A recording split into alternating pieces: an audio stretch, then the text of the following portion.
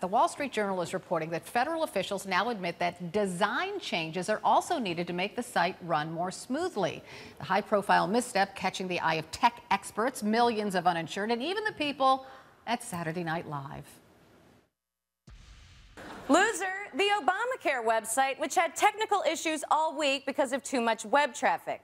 You can't campaign on the fact that millions don't have health care and then be surprised that millions don't have health care. How could you not be ready? That's like 1-800-Flowers getting caught off guard by Valentine's Day.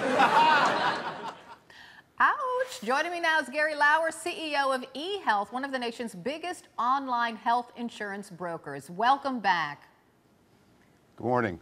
So, Gary, perhaps SNL has a point. Surely the federal government knew about the 40 million uninsured in this country. So is it simply a case that it wasn't prepared, even though it knew that millions would try to sign up?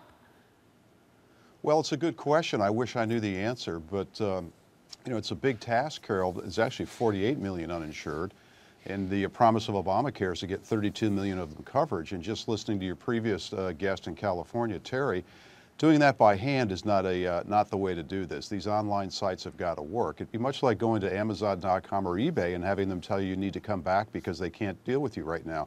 That's not what the internet's about. But I'm sure these government sites will work at some point, hopefully soon. The question is, once they're working, how effective are they? Well, exactly, because the Wall Street Journal is also reporting the website is troubled by not just the overwhelming number of people, but coding problems and flaws in the architecture in the system. Is it possible to fix such problems in a short period of time? Well, all those things are fixable, sure, because this has all been done before. In fact, in my company, we've done it for 15 years. But you know, what this is really about, Carol, is government going to the world of e-commerce and going to e-commerce business. And if you look at the failure and the success rate of e-commerce businesses, it's not a very, very good ratio. This is very complex stuff.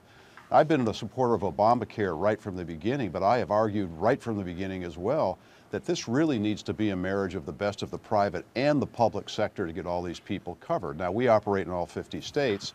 With the federal government in 36 states where they're operating exchanges, we're helping subsidy-eligible individuals, and I think that's going to be a good thing. California, where the previous guest, Terry, had some issues, is a state where right now they're still trying to do it on their own.